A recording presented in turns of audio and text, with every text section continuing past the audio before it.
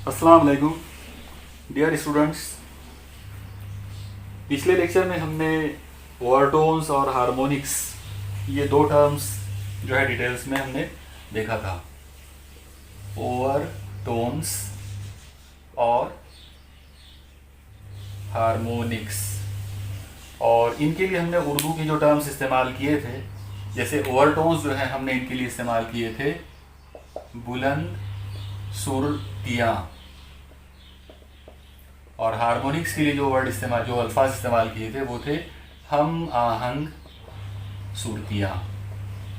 Okay, तो यहाँ पर आप देखिए कि इनका जो रियल में जो मीनिंग है, जो हमने पिछली बार भी डिस्कस किया था, आज मैं फिर से रिकॉल कर देता हूँ आगे बढ़ने से पहले।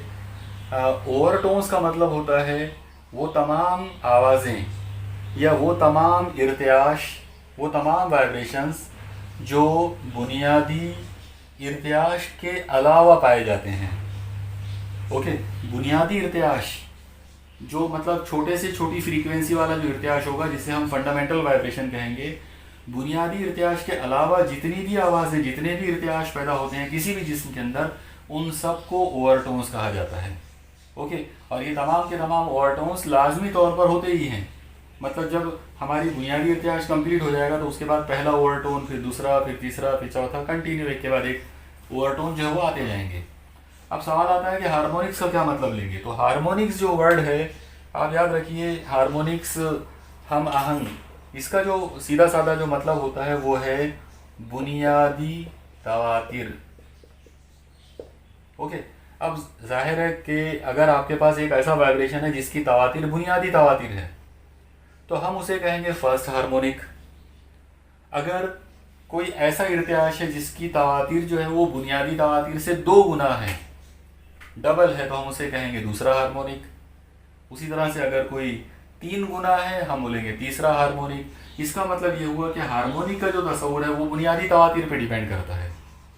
बुनियादी तवातिर अगर जिस इर्तियाश की, जिस वाइब्रेशन की फंडामेंटल फ्रीक्वेंसी जो है होगी, यानी जिस वाइब्रेशन की जो तवातिर है वो बुनियादी तवातिर होगी, फंडामेंटल फ्रीक्वेंसी होगी, वो हमारा फर्स्ट हार्मोनिक होगा। और उसके जो इंटीग्रल मल्टीपल आते जाएंगे, जो उसके कामिल अज़ाफ हमको मिलते जाएंगे, वो एक के बाद एक अलग अलग हार्मोनिक्स होते जाएंगे। ओके, तो इस तरीके से ये हार्मोनिक्स का मामला आ गया कि हार्मोनिक्स का मतलब हो गया बुनियादी या इर्तियाश वाली हालत, और उसके बाद वाले बुनियादी तवातिर के सारे इंटीग्रल मल्टीपल, सारे कामिल अज़ाफ जो उसके अंदर पाए जा सकते हैं, उन सब को हार्मोनिक्स कहेंगे। एक ख़ास बात यह है कि सारे के सारे हार्मोनिक्स का किसी एक पर्टिकुलर जिस्म में पाया जाना या उसके अंदर मौजूद होना लाजमी नहीं होता है। कुछ हार्मोनिक पाए भी जा सकते हैं और कुछ नहीं भी हो सकते हैं। अब हम इसी को मतलब हार्मोनिक्स और ओवरटोन्स, ये तस्वुर को आगे मतलब डिटेल्स में तो हम बार बार इसको पढ़ने वाले हैं इस चैप्टर के अंदर, लेकिन यहाँ पर हम उसी के साथ जुड़ी हुई एक और टर्म लेने वाले हैं आज के इस लेक्चर में। वो है एंड करेक्शन। उर्दू में अगर हम इसके लिए कोई नाम अगर डिसाइड करें, आप देखिए यहाँ पर एंड का मतलब होता है आखिरी सिरा। ओके, तो हम लोग इसे कहेंगे सिरे की, और करेक्शन जो है यानी सही करना, तो सही करने से बना हुआ जो वर्ड है वो है तसही। तो सिरे की तसही, ओके, यानी एंड करेक्शन। अब सवाल ये पैदा होता है कि ये एंड करेक्शन या सिरे की तसही क्या होती है। तो आप पूरा ध्यान दीजिए, देखिए किस तरीके से हम इसका जो मीनिंग है वो डिसाइड करते हैं। सबसे पहले आप देखिए कि मैं आपके सामने यहाँ पर एक पाइप लेता हूँ। मान लो कि हमने यहाँ पर ये इस तरह से एक पाइप लिए, और इस पाइप को मैं इस सिरे पर बंद कर देता हूँ। ओके, मतलब अब ये जो पाइप है ये एक सिरे पर बंद पाइप है। अब अगर मैंने इस पाइप के ओपन एंड पर, मतलब यहाँ पर अगर मैं एक ट्यूनिंग फोर्क लाता हूँ, आप याद रखिए ट्यूनिंग फोर्क या सुरदो शाखा जो है वो ये ऐसी होती है, उसके अंदर ऐसे 2 शाखें होती हैं, 2 आर्म्स होते हैं उसके, और ये उसकी एक मुट्ठी होती है जिसे हम पकड़ते हैं, इसे स्टेम कहते हैं, और इन दोनों को प्रॉन्ग्स कहा जाता है या आर्म्स कहा जाता है, ब्रांचेस। तो ये जो ट्यूनिंग फोर्क है, जब मैं इसको वाइब्रेट करके यहाँ लाऊंगा इसके करीब, तो इसके वाइब्रेशन से इसके अंदर की जो हवा की जो पार्टिकल है, यहाँ पर जो हवा के पार्टिकल है, वो सब उनमें गड़बड़ पैदा हो जाएगी। और अगर उन सब में गड़बड़ हो जाएगी तो उसमें से होगा ये कि एक जो तूली लहर है, एक लॉन्जिट्यूडिनल वेव ऐसी नीचे जाएगी, फिर यहाँ टकराएगी और टकरा कर वापस जाएगी दूसरी लहर, और इस तरीके से होगा ये कि यहाँ पर उनके दरमियान इंतबाक का अमल होगा और साकिन लहर तैयार होगी। जो साकिन लहर यहाँ पर बनेगी वो तूली साकिन लहर होगी, लॉन्जिट्यूडिनल स्टेशनरी वेव होगी, मगर हम उसको दिखाने के लिए हम उसको लूप्स वगैरह का ही तरीका हम इस्तेमाल करेंगे। तो देखिए, जो उसूल हमने उस दिन देखा था पिछले लेक्चर के अंदर, वो ये था कि यहाँ जो साकिन लहर बनेगी वो कुछ इस नोयत की होगी, ये ऐसे, इस अंदाज में।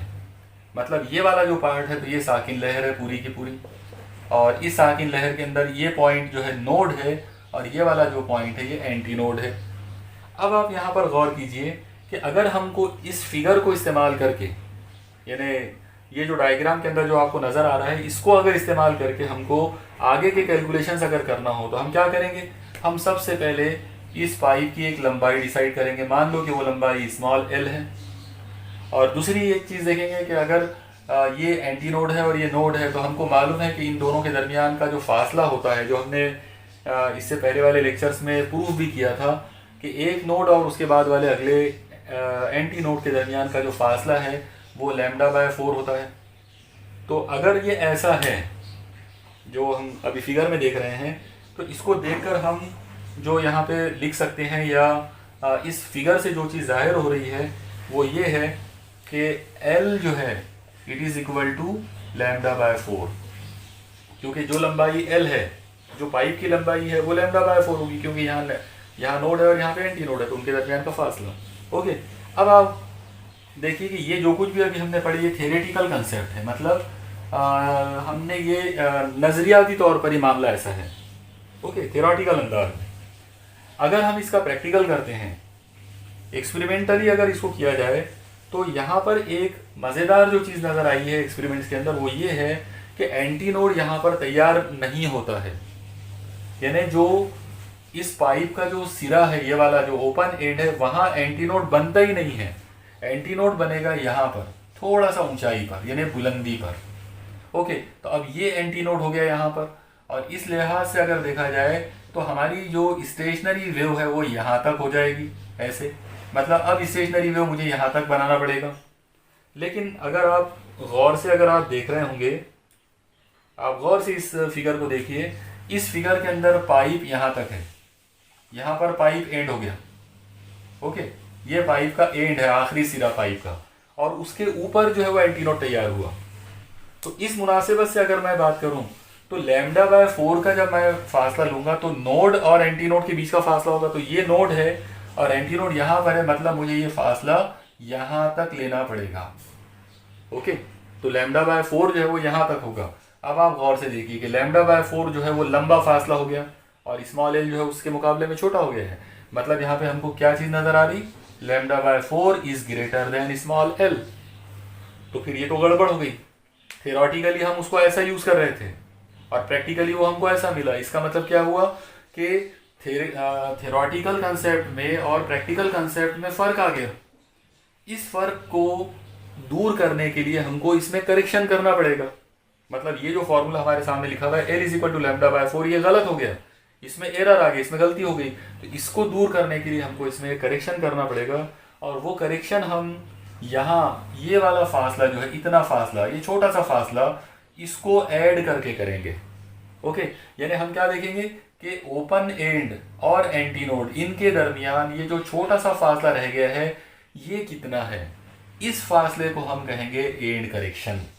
ओके, सिरे की तसहीह। एंड करेक्शन का मतलब होता है किसी भी पाइप के ओपन एंड और एंटी नोड के दरमियान जो छोटा सा गैप होता है, जो छोटा सा फासला पाया जाता है, उसे एंड करेक्शन कहते हैं। और अब आप गौर से देखिए, अब अगर मुझे λ/4 ग्रेटर देन एल ये तो था, अगर मुझे अब इस फिगर की कंप्लीट अगर इसको जानकारी को अगर लिखना हो तो मैं इसको अब ऐसा लिख सकता हूँ, λ/4 इज इक्वल टू, जाहिर ये हो जाएगा एल, और साथ में मुझे ये छोटा सा फासला भी गिनना पड़ेगा।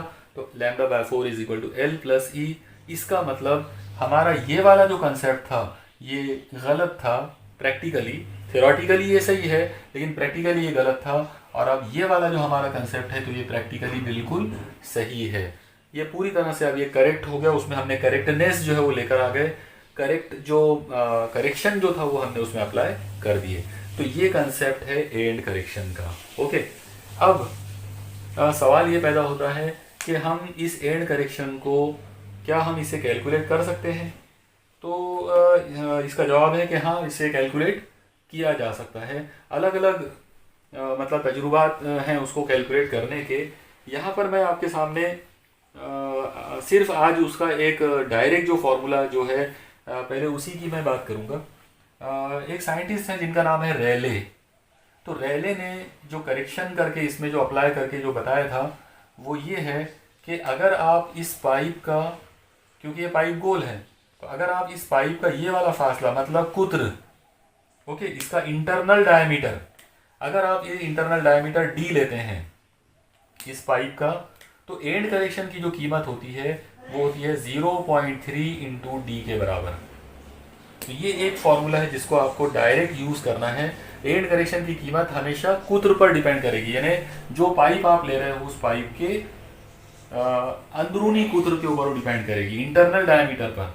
तो इंटरनल डायमीटर को अगर आपने 0.3 से मल्टीप्लाई कर दिए तो जो नंबर आपको मिलेगा वो होगा एंड करेक्शन। तो ये हो गया रेलेस करेक्शन या एंड करेक्शन का फॉर्मूला, जो कि रेलेस के नाम पर मंसूब है या रेले ने जिसका कंसेप्ट बताया था।